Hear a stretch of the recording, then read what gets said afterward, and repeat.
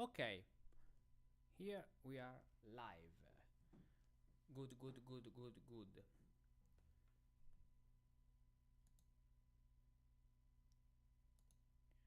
Chat live, okay.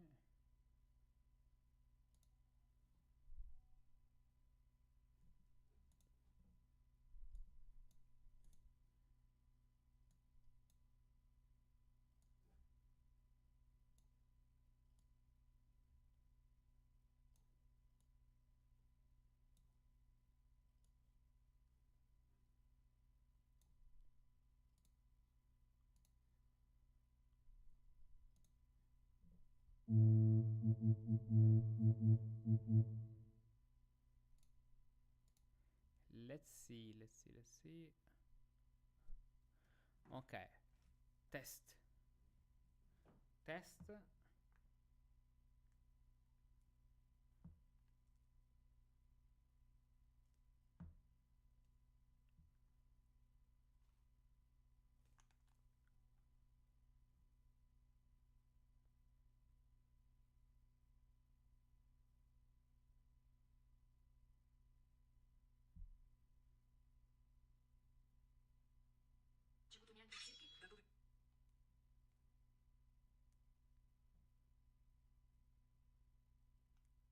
Bla bla bla. Maramao, Maramao, prova prova. Parliamo.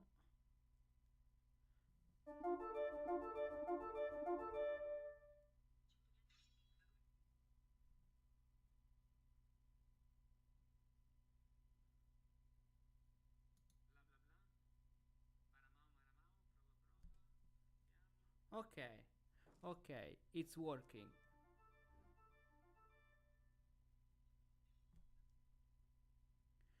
Perfect, very nice. Okay, so what we are going to do, let's even start the recording so we can record this. Perfect. So what are we going to do? We are here because I found this page about chorales harmonization, this link, then I'll put this link in the description, and it's very interesting, this article, this translation of this book, and so we'll go through this book and we'll play the examples at the keyboard. We have all what we need this way. Perfect. Now I have the chat in front of me, so all is going correctly. Perfect. Let's start. So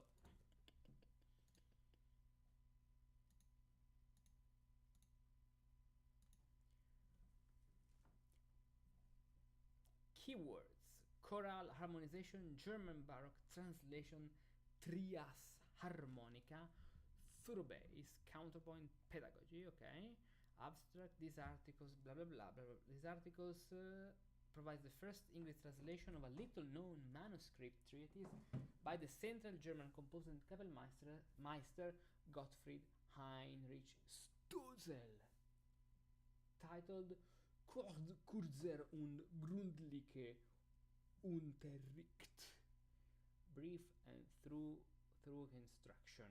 Stölzel's method frames speculative theory, trias harmonica, and the tabula tradition, practically in terms of thorough bass, in order to provide simple instructions on how to invent the bass and middle voices to an original chorale melody.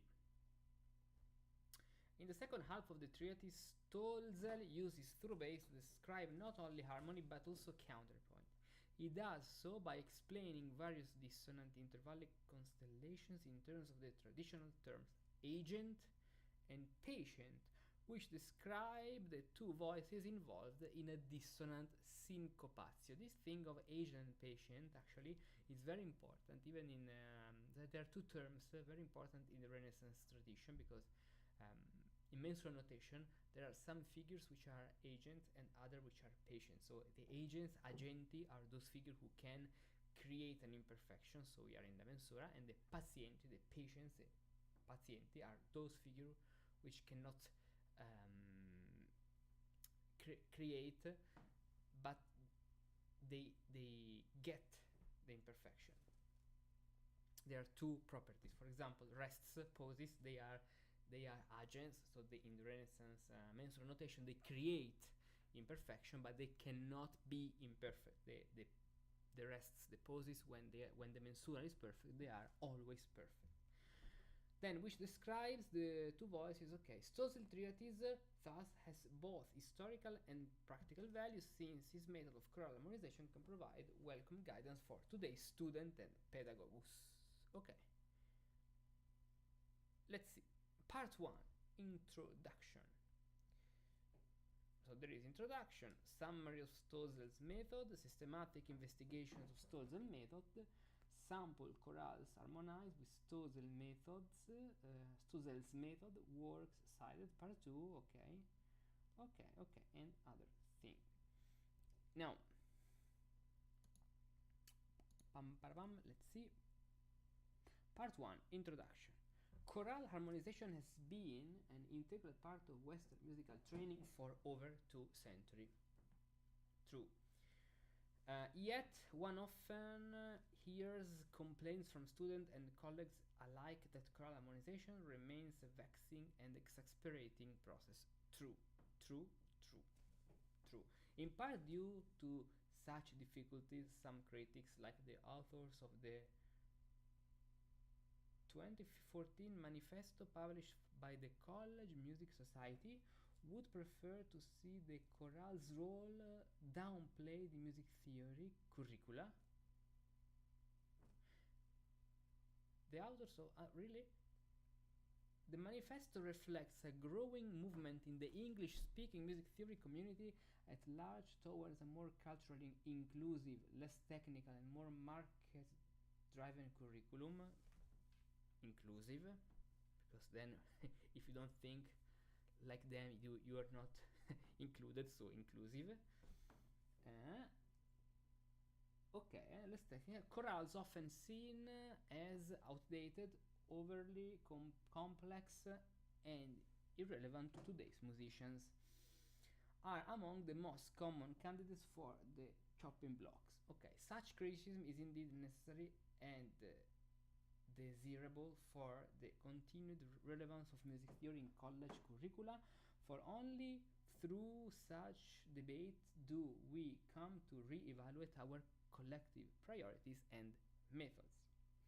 It is not the goal of this article to mount a rigorous defense of the enduring pedagogical value of chorales and part writing. Rather, the objective here is to showcase a little-known 18th century source that offers strikingly clear and simple principles by which one can systematically harmonize a chorale.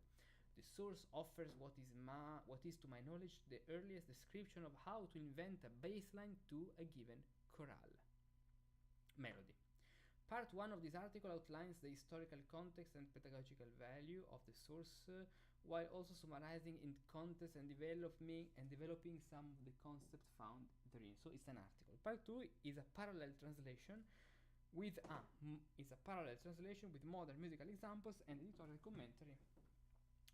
In sum, this article aims to bring historical theory and modern pedagogy into productive dialogue in hopes of alleviating some of the frustration that present-day students and teachers frequently encounter when harmonizing chorales. Because if you harmonize chorales with Roman numerals, ciaone. This source under consideration is Gottfried Heinrich Stölzel's, we are here, Stölzel's undated manuscript treatise, brief and thorough instructions. The scribe of the treatise is currently unknown. Stölzel was a prolific Central German composer who, after studying Leipzig, and traveled to Italy, of course, and Prague, and eventually settled in Gotham. Okay, not Gotham City, it's not Batman, Choralman, in 1719, where he remained until his death in 1749. But we need some superheroes today, some Marvel to destroy this kind of manifesti, like the. Let's stop here. Manifesti comunisti. Okay. That Stölzel quotes Heineken's treatise rather than Heineken's treatise, rather than Heineken's, which is not the beer, Heineken's 1711 treatise rather than Heineken 1728 treatise suggests a potential date between 1719 and 1720. So it says basically because he quotes only the first treatise, this work should be I won't say published because it's a manuscript, should be not later, so had been written before, had been written before 1728. Okay. Since after 1728, Stölzel presumably would have cited Heineken's more recent work, but this remains mere speculation. One assumes Stölzel compiled the Unterricht for the numerous pupils who studied with him during this time.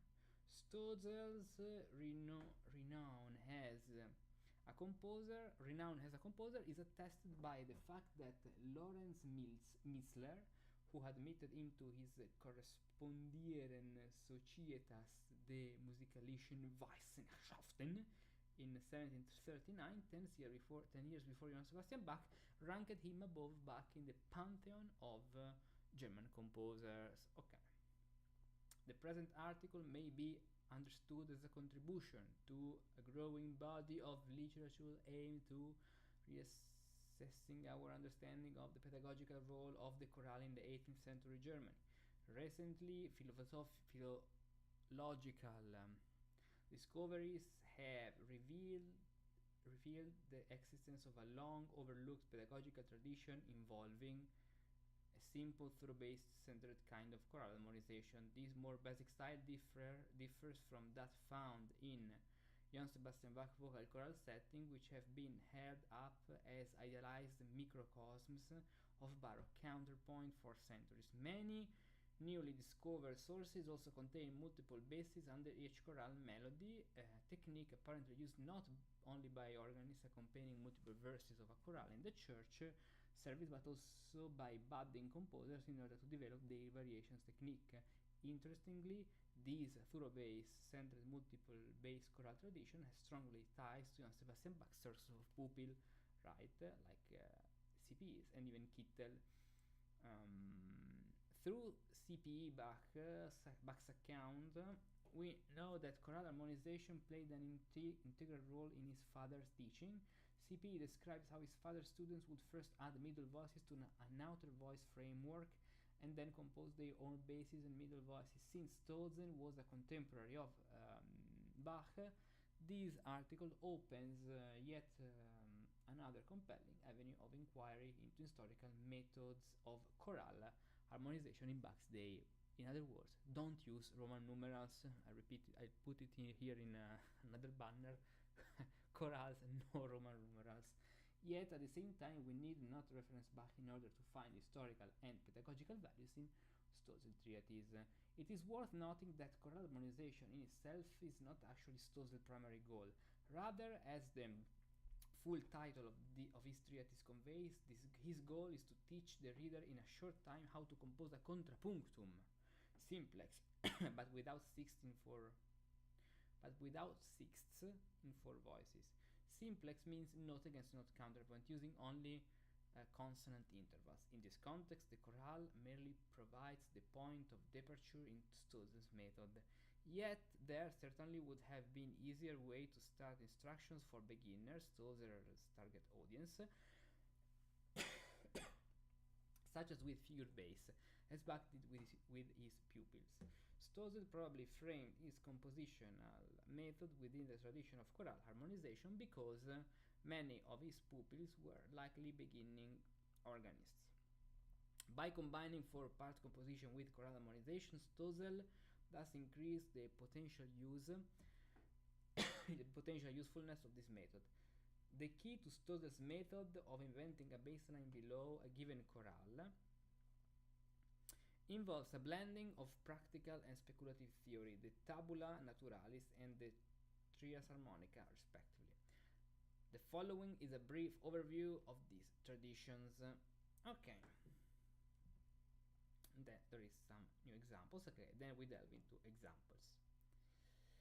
Before reading this paragraph, I'm really curious to know more about this manifesto.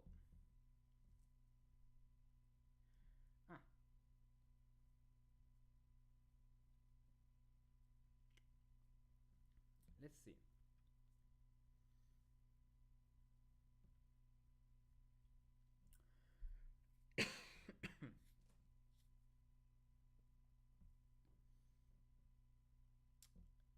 If I do something like search in the page, I may find I don't know how to do this with Safari actually. I'm not an Apple fan.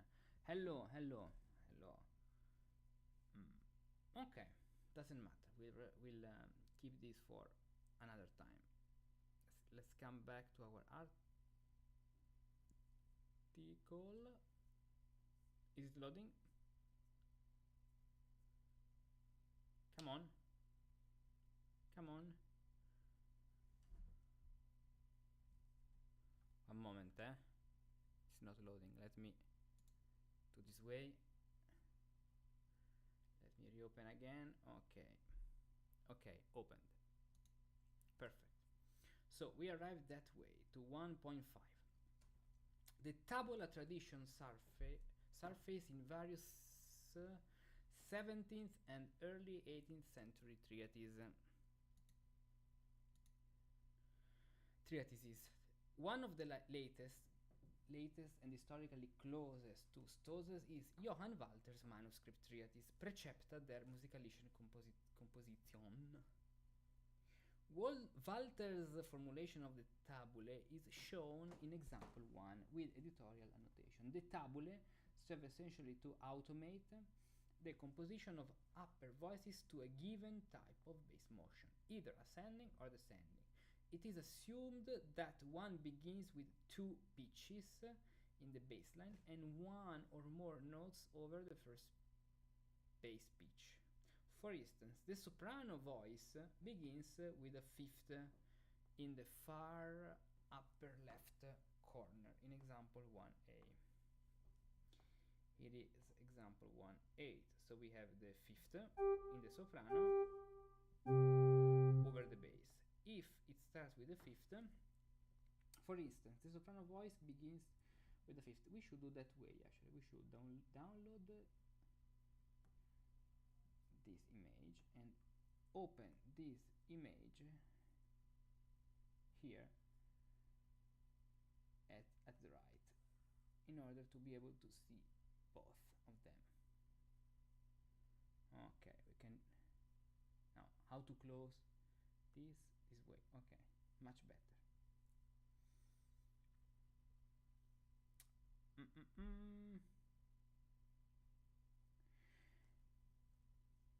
For instance, the soprano voice begins with a 5th. The soprano voice begins with a 5th. Okay. In the far upper left corner in example 1a. So basically here at the right. Can we write? No.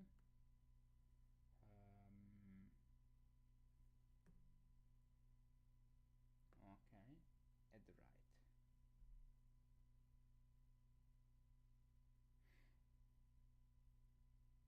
If the bass ascends by a 2nd, 3rd or 4th, the soprano should proceed a 3rd against the bass. Okay. So okay, if the bass ascends by a 2nd, 3rd or 4th, the soprano should proceed to a 3rd against the bass. Okay, basically we have the bass rising a 2nd, rising a 3rd or a 4th. In these three cases, the soprano creates a 3rd, or staying there, or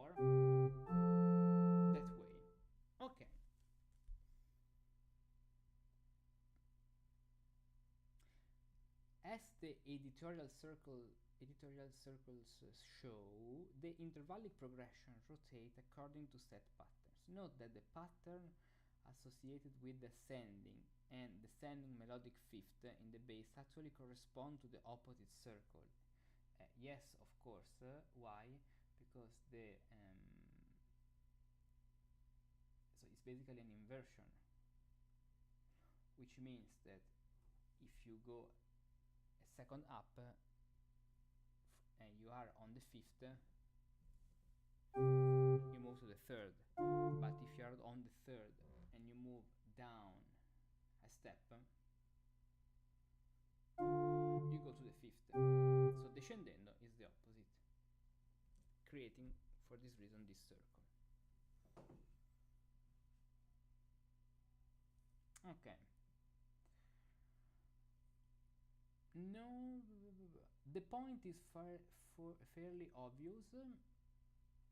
Consider that an ascending fifth inverts to a descending fourth, yet Walter makes no mention of this inconsistency. For simplicity, we will focus on the tabula naturalis in example 1a, which tabulates the natural intervallic progression, so without additional fluttershops. But Walter and other authors also give a tabula necessitatis, which shows the exceptions to the natural cases, and it is only to be used when necessary. 99% will be for the triton. This is shown in example 1b, so the second one basically. No, okay, so we don't have the natural, okay, with the crossing of the voices probably. Let's see. In essence, the necessitatis table reverses the direction of the intervallic progression shown in the circle in example 1a. With ascending bass motions, for example, a fifth above the bass, now proceeds to an octave above the bass, so 5 to the octave, because here we had the fifth to the third, the fifth to the third, and the fifth to the third, then the fifth to the octave, the third to the fifth, the third to the fifth, the third to the fifth, and the octave to the fifth, between the soprano and the alto.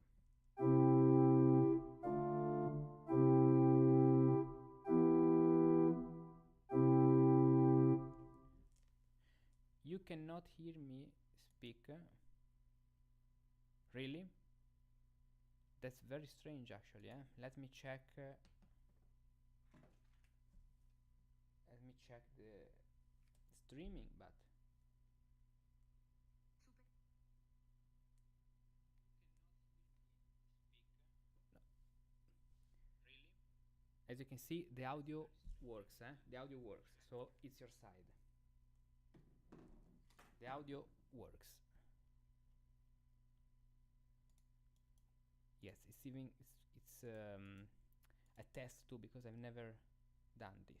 The piano is audible, although the volume is too low. So you're talking about the volume or my voice. Okay. Now, if I do this, the volume of my voice should be a little better. Blah blah blah blah blah blah. Maramao. Okay.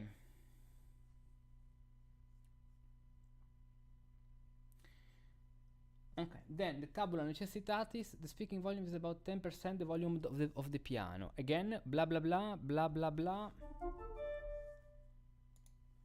blah blah blah. I can increase it a little. Let's see now. A lot better, a lot better. Is it bad? It is better. Okay, good. Okay, very nice. Now we are comparing this. So we have now the 8 to the third, so basically moving instead of to the left, here to the right. So in the tabula naturalis, the bass ascends a step and the soprano from the fifth to the third. In that case, in the opposite version, the octave to the third. But the very strange thing is that we have the octave to the fifth at the end, because there is a fifth in the bass. So where does this third come from? Because we are talking about the intervals between the bass and the soprano, but 8-3. But Berlin, DA, it's a fifth. Or, but it's not talking about melodic intervals.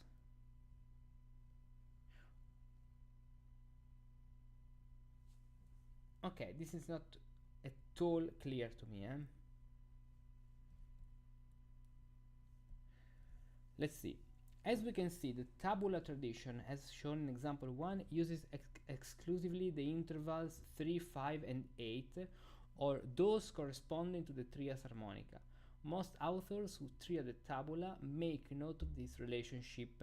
Since the emergence of the trias harmonica in German-speaking lands in the late 16th and early 17th century, particularly in the writing of Johannes Lippius, it served as a means of conceptualizing the triad within Christian symbolism of the Trinity. To what extent the primarily speculative trias harmonica tradition impacted practical composition training throughout the 17th century remains an open question. By the early 18th century, trias harmonica theory was on the wane, often being replaced by a more practical approach centered around third bass. But remnants of a trias harmonica theory nevertheless played a central role in Stölzel's method, as we will see in the following section. Okay, and then summary of Stölzel's method. So let's close a little this. Summary of Stölzel's method. Stölzel's method for inventing a bassline to a chorale involves first defining the scale degree of the chorale melody. Of the chorale melody within the major-minor key paradigm, not the modal system. Okay, that is somewhat unusual since older chorale melodies emerged within the modal system and were still understood as modal by many 18th century authors. Since the only treatise Stölzel cites is Heineken's, which is not the beer, pay attention, it's not the beer, Heineken's Neu Erfunden and Grundliche newly invented and foundational instruction of 1711th, it would seem Stölzel was probably influenced by Heineken's emphasis on scale degrees within the major-minor system. Okay, then.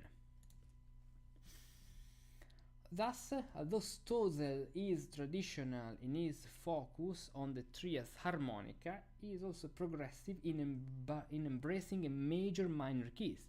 As far as I know, Stölzel's method is unique in that he begins by having pupils compose their own chorale melody.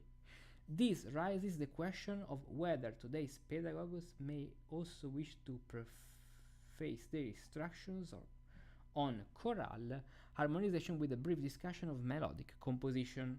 Stölzel's 3 rules for composing original chorale melody are as follows. Okay, presumably with the preliminary choice of either a major or minor key.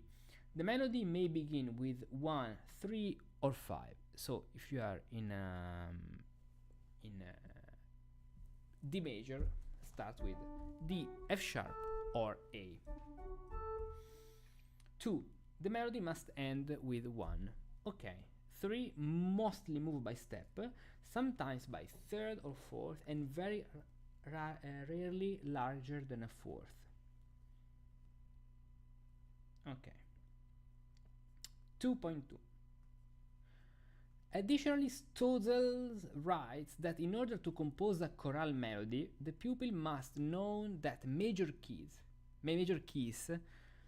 modulate normally to 3, 5, and 6 Roman numerals, unusually to second and fourth, while minor keys modulate normally to third degree, major, okay, and 5th degree, and usually to 7th, 4th, and very seldom to the 6th degree.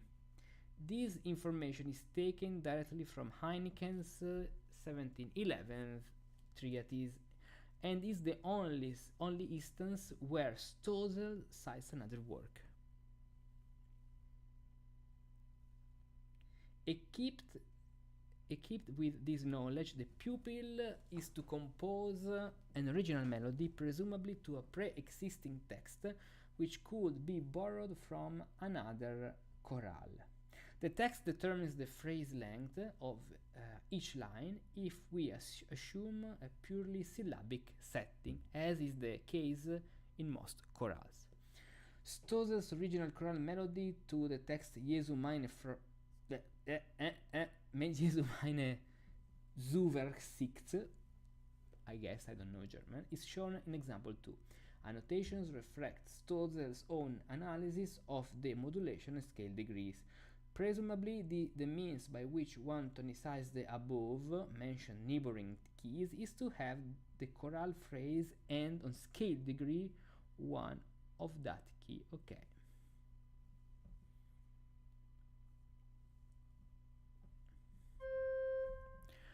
Fa, mi, fa, re, mi, fa, re, la, fa, re, mi, fa, mi, re, do. Okay, so basically here is with G indicates that now from this point we are on degree 2 of G major of the 5th degree. Okay, that's why. Okay, interesting the fact that he doesn't use Roman numerals. Stölzel doesn't use Roman numerals. Fa, mi, fa, re, mi, fa, re, la, fa, re, mi, fa, mi, re, do. Then A, meaning A minor, re, mi, fa, sol, fa, mi, re, mi, fa, sol, la, fa, sol, fa, and the last phrase in C major. Okay.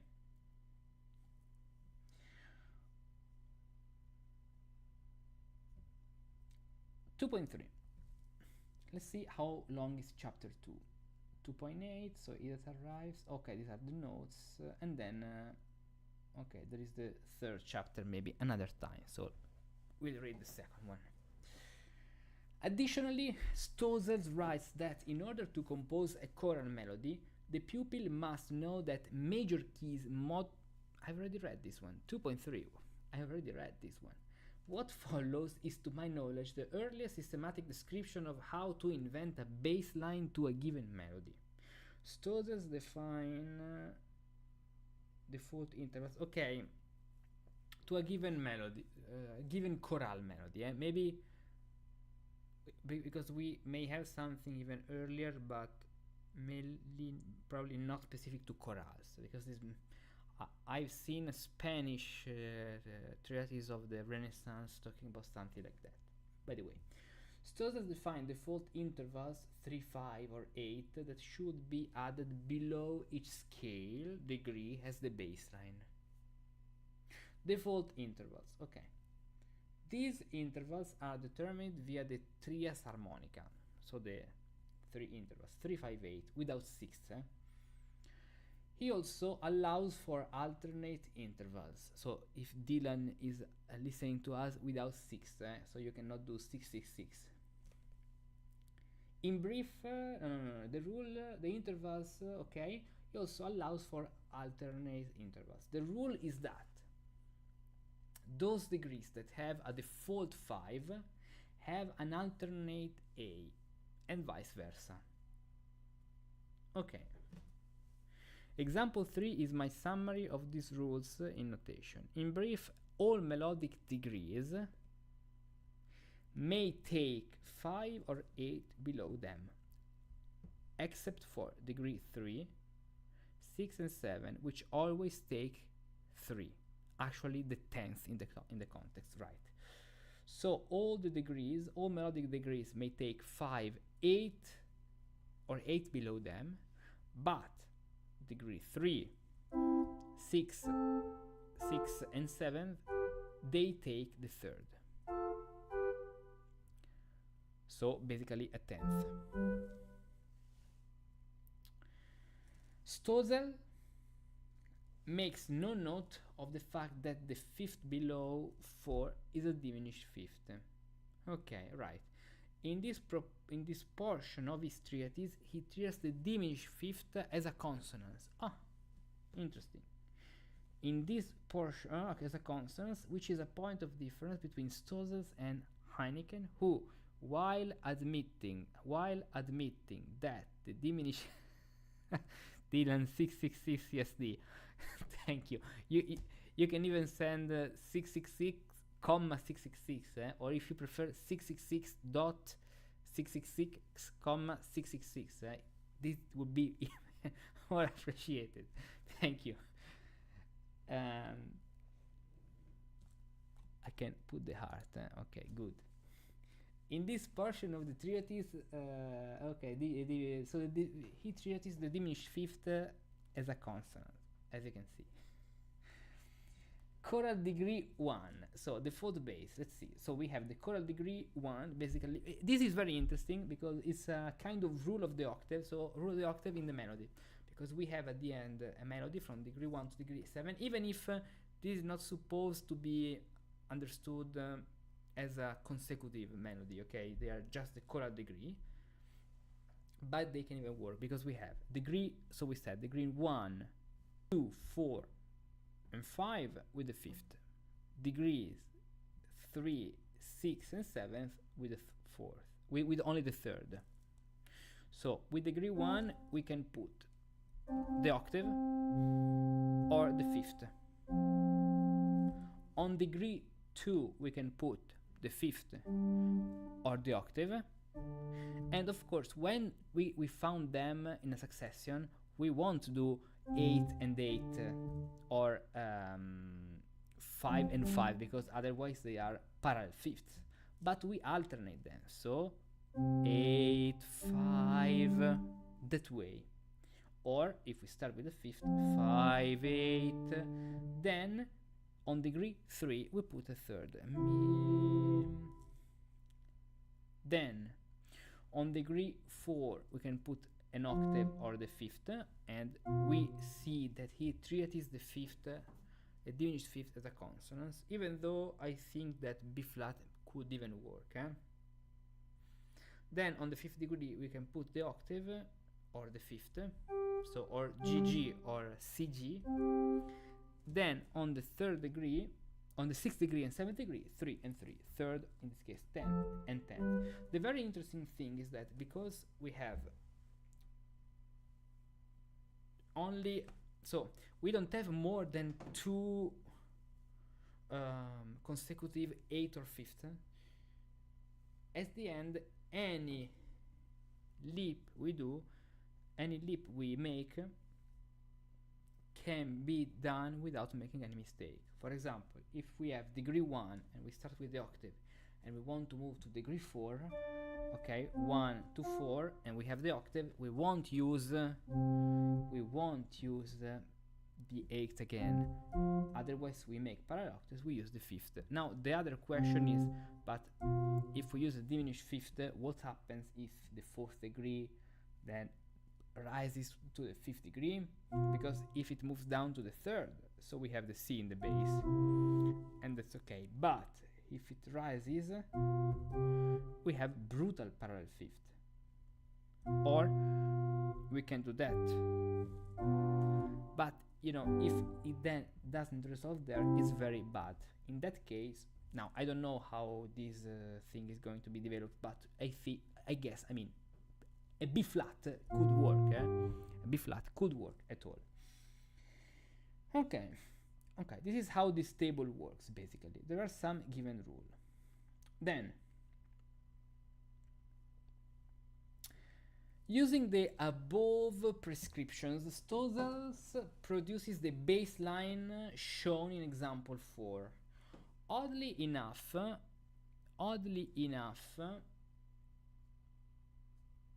he prohibits consecutive harmonic intervals of all kinds, even parallel thirds.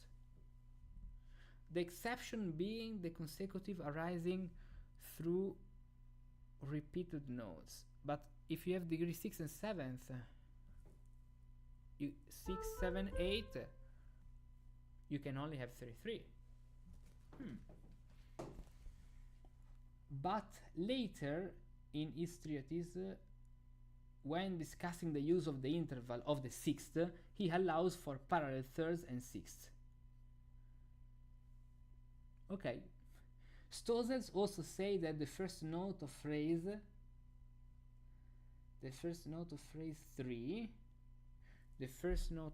3 must take 5th below it to prevent parallel octaves with the last tone of phrase 2. So he says that the first note of phrase 3 must take 5 below it, so a 5th, to prevent parallel octaves with the last tone of phrase 2.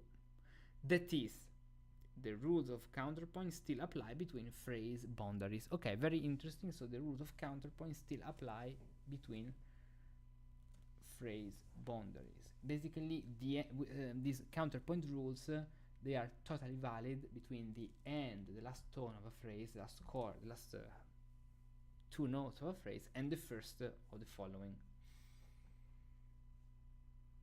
Finally, he advises that 3, 6, and 7 are particularly suited for changing keys. Presumably, Stölzel means that these degrees should be taken as the first degree in the new key. Okay. As the first degree in the new key.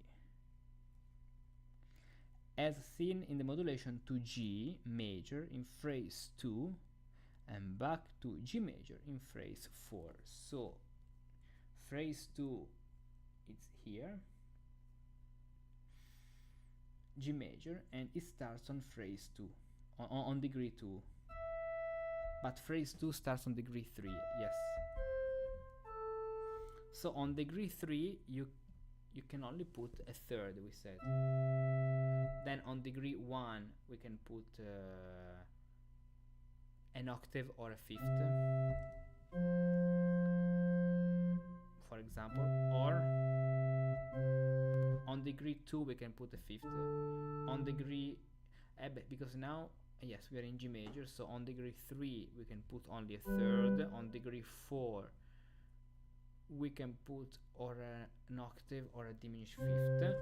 On degree 3 the third. On degree 2 the octave or the 5th. On degree 1 the octave. Okay.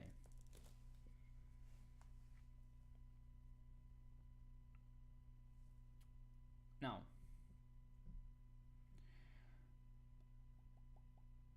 okay, and then we have this example. Example 4. When is example 4 quoted? Later? Yes, example 4. So, 2.5. The next step is the translation of Arabic numerals. Okay, stop Roman numerals, and yes, Arabic numerals, even for the Arabic hat. It's not Arabic, you know, it's just a Renaissance hat. This represents a crucial juncture in Stölzel's method, for the compositional referent shifts from the upper voice to the bass line. 11. The melody as well as the bass is hidden in the figure. So the melody as well as the bass is hidden in the figure. The melody as well as the bass is hidden in the figure. In the figures, in example 4, in the lower row.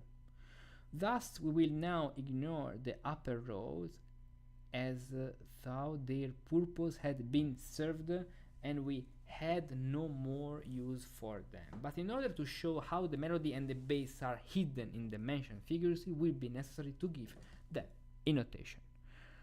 So, Stölzel's translation of the previous example in staff notation. We have degree 1 with an octave, degree 7th with a third, degree 1 with an octave, degree 2 with a 5th, degree 3 with a third, degree 4 with an octave, and degree 2 with a 5th. This is very interesting because it's a cadence to degree 2, So we take the fifth. Re, 3, degree 1 with an octave, degree 2 with the fifth, and that's basically what I played before.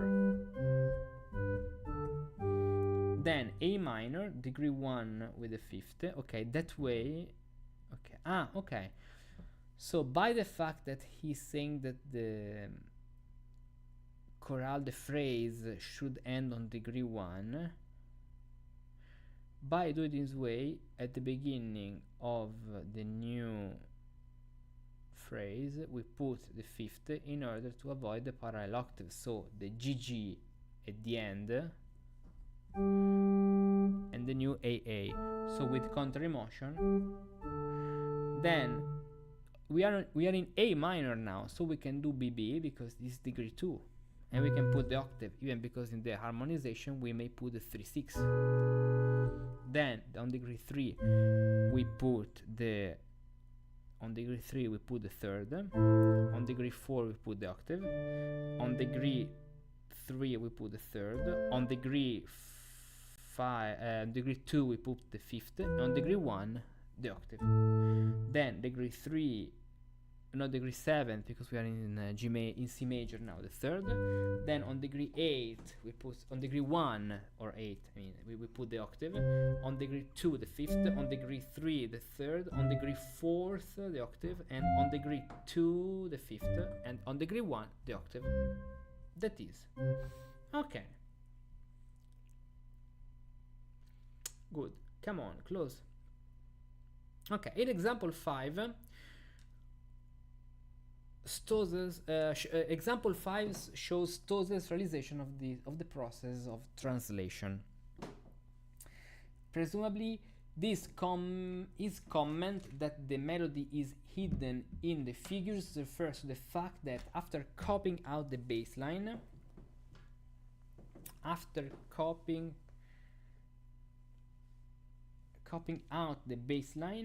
the figure can be used to reconstruct the melody. Next, he asks, how is one to invent the middle voices, namely the alto and the tenor? The significance of the question is that, like Johann Sebastian Bach's method of teaching chorale composition, one first composes the bass line in its entirety before adding middle voices. Thus, the alto and tenor voices are methodologically and conceptually reliant on the bass, not the chorale melody. Okay, this can be seen in Stölzel's above statement that one can now ignore the chorale scale degrees as though their purpose had been served. So the purpose of chorale scale degrees is to build the bass scale degrees, and then now you found the harmony on bass scale degrees. That is to say, it would be pointless to make any interferences regarding the middle voices until the bass had been established. Thus, from here on, the pupil's attention is focused on the bass alone. Yes and no, because, you know, if you have an interval and you put a harmony which is not within that interval, may be very strange. So, okay, good. The above-mentioned shift from chorale melody to bassline is significant because it makes the transition from intervallic thinking below a given upper voice to thorough bass-oriented thinking above a bassline. For this reason, it should come as no surprise that C.P. Bach's description of his father teaching, see note 8, contains the statement, as we read before, next he, Bach, taught them to invent their own basses. To harmonize a melody in Bach's thorough bass-centered approach requires first establishing a bass line. Of course, thorough bass theory is silent on how one would accomplish this, since thorough bass practice assumes that the bass line is always predetermined. This is probably the reason that Stölzel turns to trias harmonica theory for this pivotal first step of inventing the bass. From here on, he reckons consonance and dissonance from the bass upwards, as in thorough bass practice. So he treats the diminished fifth as a consonant for now. Interesting this. Next, Stölzel says that the secret to inventing the alto and tenor lies in the three chords shown in example 6, which represent thorough bass figures of the trias harmonica in 4 voices in close position. One takes the chorale melody's vertical intervals given in example 5 and matches each one to the highest interval in one of the 3 chords. Now let's see very quick. Okay, we have these 3 main examples. Yes, why? Because at the end, between the bass and the top and the melody, we can at the end have or the octave or the fifth or the third, as we saw before. So according to the note that you have at the top, you put the other numbers this way. This would result in a trias harmonica with doubled bass and the upper 3 voices in close position. See example 7a for Stölzel's example of how this is done. Example 7b shows Stölzel's translation of these figures into staff notation. Okay, so basically Stölzel is taking the intervals of the 4 phrases with numbers and then he translates them into staff notations where these are intervals and not scale degrees. So let's read directly the staff notation.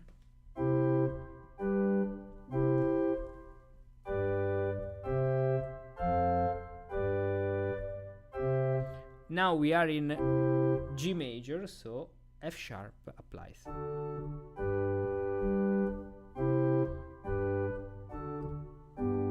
In A minor, F natural, Re, Mi. Interesting. Okay, he puts the diminished fifth.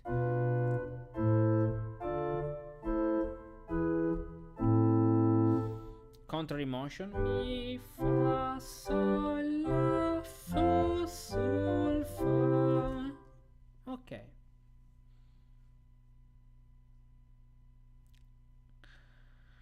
This is a 4-voice composition of the original melody to the chorale Jesu meine Zuversicht. It is proper according to the rules of harmony, yet can be made more pleasing through the addition of transitus, passing tones, and other figures. Such figures, which are derived from this principle, are innumerable. So precisely with principle, Stölzel is referring to precisely which principles Stölzel is referring to is unclear. Presumably he means the method just described, by which he derived the bass line and the inner voices using the intervals of the trias harmonica. Let's read again the phrase. Such figures, so the transiting, passing tone, these things, such figures which are derived from these few principles, so these few principles, the principles he has just talked about, so these rules are innumerable. So those principles, basically. I don't see it so unclear, actually. Next, Stölzel shows how the upper voices can be swapped, as in example 8. So in example 8 we have the upper voices swapped. That Stölzel emphasizes this technique. Is likely the influence of Heineken, after drinking a lot of beer, of course. Heineken. Let me check one thing. Okay. Heineken. In both his 1711 and his 1728 treatises, Heineken gives many of the thorough bass examples in odd 3 starting positions. A position refers to the starting interval between the outer voices, either an octave, third, or a fifth, assuming the first harmony is a 3-5-8 chord. The most interesting thing about example 8 is that even when the diminished fifth is present in the outer voices, see the pointing hand in example 8b, Stölzel does not resolve it inward to a third. This likely results from a desire to simplify his method for beginners, since Stölzel is certainly aware that the diminished fifth is a dissonance. So let's see this. Now,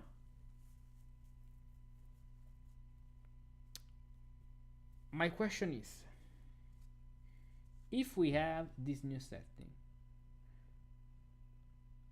pa pa do re mi fa re, la fa re mi fa fa mi re do re mi fa sol fa mi re mi fa re. Okay, so more than swapping, I would say that now the chorale is in the tenor, because now the chorale in this example is in the tenor. So how to harmonize the chorale in the tenor? That way, fa mi fa sol la fa re la fa re mi fa mi re do. Very interesting that it doesn't resolve the leading tone. Do re mi fa, non resolving diminished fifth in outer voices. Mi fa sol fa mi re mi fa re mi fa re do. Okay, and then there is another example, fa mi fa re, where the chorale is in the alto. Fa mi fa re mi fa re la fa re mi fa mi re do re mi fa sol fa mi re mi fa re mi re mi. No, that's a mistake. Fa really? No, here we had fa re do.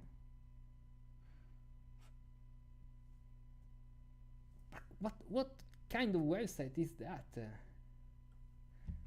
Wait, come on. Okay, so okay, we have F, G, and A. So here in the basis, okay, it's an F, it's not a G.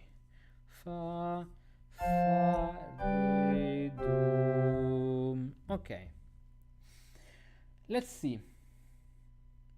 He said next, so let's read again this passage. Next, Stölzel shows how the upper voices can be swapped, so basically in the tenor or in the alto, as seen in example 8. That Stölzel emphasizes this technique is like the influence of Heineken in both his 1711 and his 1728 treatises of Heineken. Heineken gives many of the Suro-based examples in all three starting positions.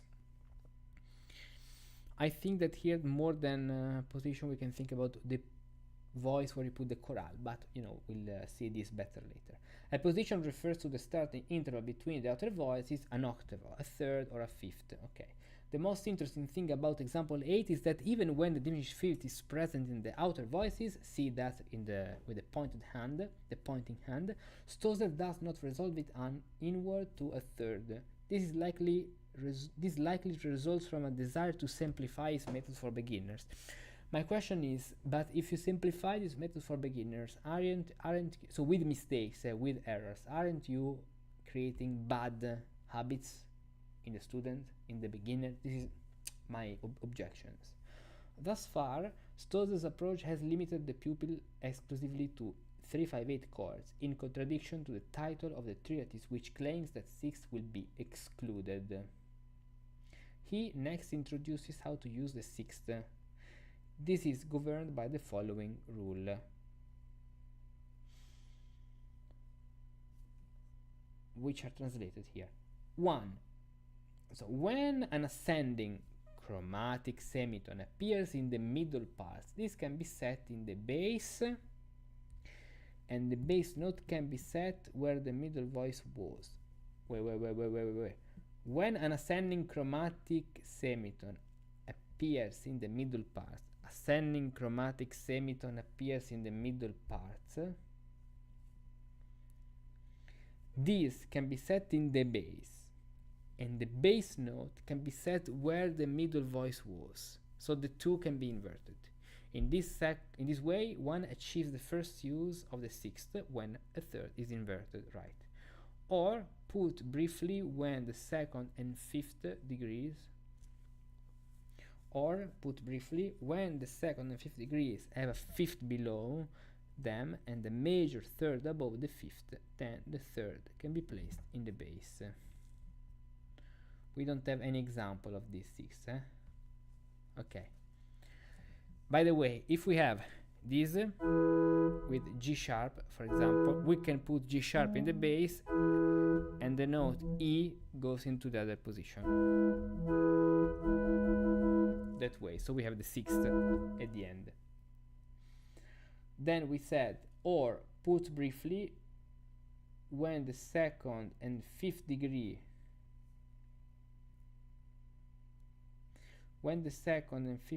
but no, it's not ascending semitone, not chromatic. Yes, ascending chromatic semitone. Yes, when an ascending chromatic semitone appears in the middle parts, this can be set in the bass.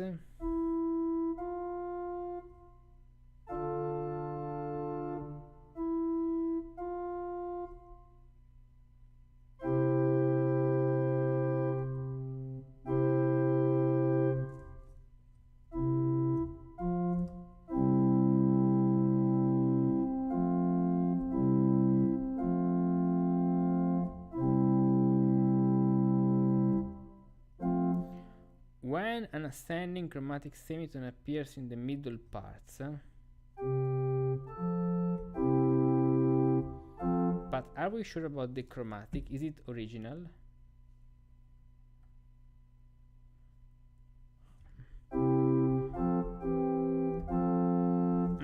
This can be set in the bass, and the bass note can be set where the middle voice was. The two can be inverted. In this way, one achieves the first use of the sixth, or put briefly, when the second and fifth degrees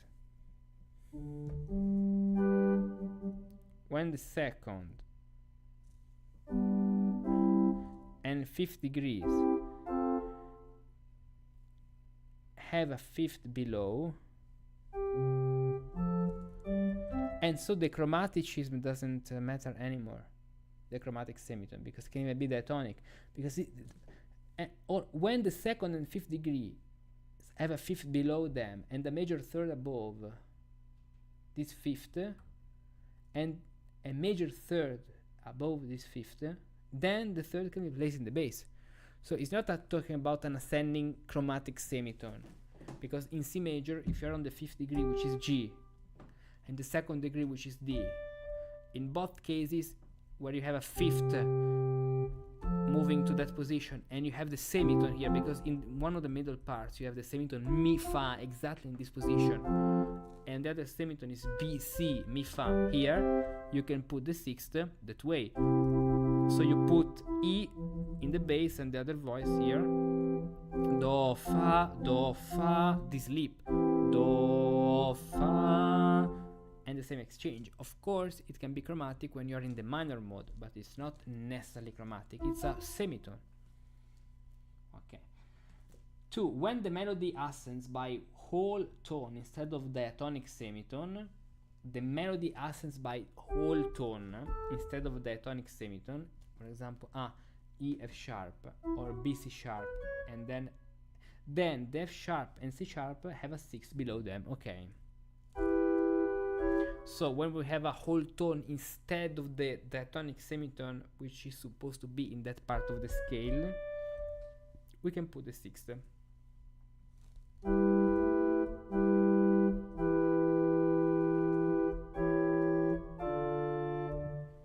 below them. When the melody repeats a tone and the bass ascends by third from the octave below this melody tone, so for example this way, the last bass note can, will, have the sixth, 8, and so we have the sixth. When the melody ascends by a semitone, but wait a moment, the fact, okay. When the melody repeats a tone, okay. When the melody ascends by semitone, the first note has a sixth below it. When the melody ascends by semitone, mi, fa. When the melody ascends by semitones, the first note has a sixth.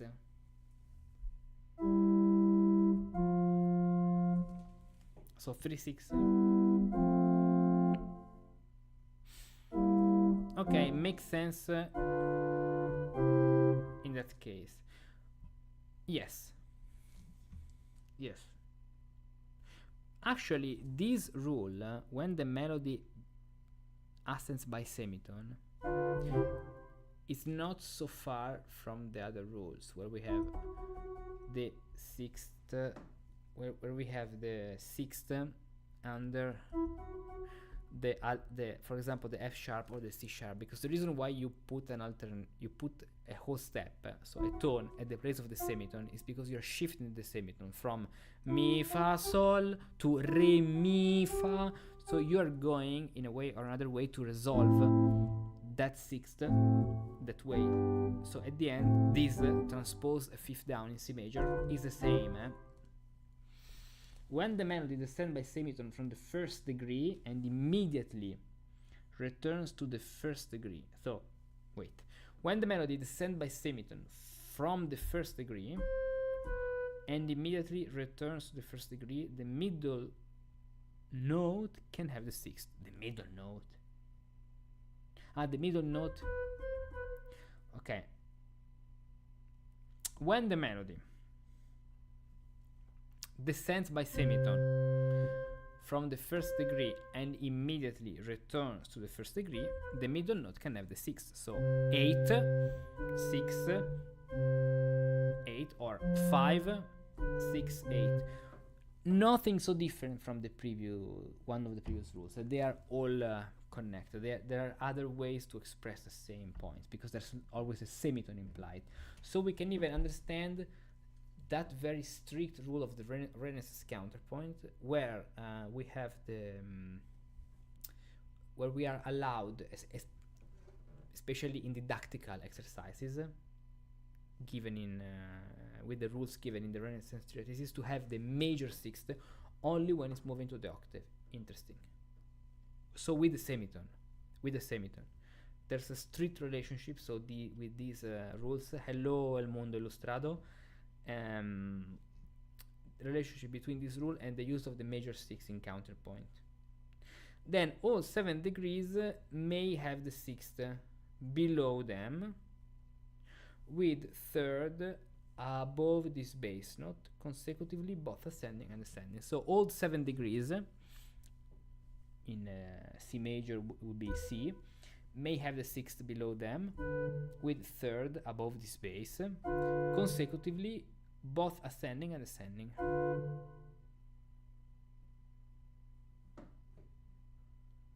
Ascending on descending. So it means ascending or descending. Okay. And so the chapter 2 of Stölzel's method has finished. So this is not at the end so long. Yes, it is, but not so long. There are then many examples to footnotes, okay, and examples to play. At the end, tables to see, but not so. This wouldn't require years to finish. Now let's read the last point, 2.11, 12. What is that? 12. Following this, Stölzel introduces the concept of transitus regularis, so the passing tone, an accented pansite, taratan, and transitus irregularis, accented passing, which always occur between the interval of a third. Do, re, mi. The remainder of the treatise explains the use of syncopatio dissonances, or what Stölzel calls ligature. Both syncopatio and ligature are historical terms for a suspension, but with important differences. Whereas a suspension implies the delayed arrival of a chord tone, both syncopatio and ligature were understood didactically as an intervallic rather than a chordal phenomenon. Stölzel systematically describes syncopatio dissonances for the intervals 2, 5, 7. For the dissonances for the intervals 2, 5, 7 and 9. Wait a moment. Stölzel systematically describes syncopatio dissonances for the intervals 2, 5 dissonance and 9 in the discant, alto, tenor and bass voice with different types of auxiliary voices and resolution. When the tied voice is on the top, one speaks of super syncopatio. When it is in the bass, one speaks of sub syncopatio. Okay. I don't understand the fifth as a dissonance. Maybe a fourth. He's talking about the fourth. I don't know if it's a type or something else. But we'll see this later, because he's saying about in these folios, so we'll see that. Though Stölzel no longer discusses choral melodies in his treatise, the implication is that the instruction on syncopatio dissonances represents the above mentioned innumerable figures.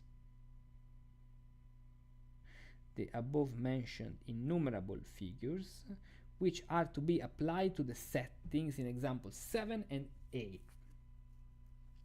Okay, 7 and 8, so the other things to apply to this, let's say, simple realization with the basic principles. So we can add the passing tone, the transitus.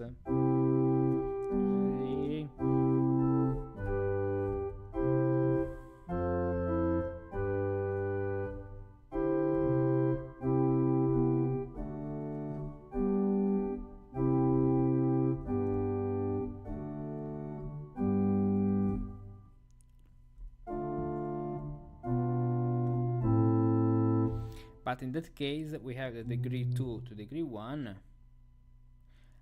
Fa, so cannot fa, so, but then the augmented second. I don't know how with these rules he would approach this point, this fact. It's because then I think that when we have these automations, what happens is that you find yourself in some situations where you have to think musically in intervals and counterpoint, and you start thinking about these rules and you don't come up with any realization because you're thinking too much about these rules, but then there is an exception to the mathematical algorithm, and at the end you don't do any realization which makes sense from a musical point of view. Okay. Let's see. Figures. So syncopatio dissonances represents the above mentioned innumerable figures which are to be applied to the settings in examples 7 and 8. Overall, Stölzel's entire description of syncopatio dissonances is valuable for the modern reader as it demonstrates a traditional 17th century manner of understanding dissonance as a dyadic rather than an harmonic event, right? The dissonance is always with two voices.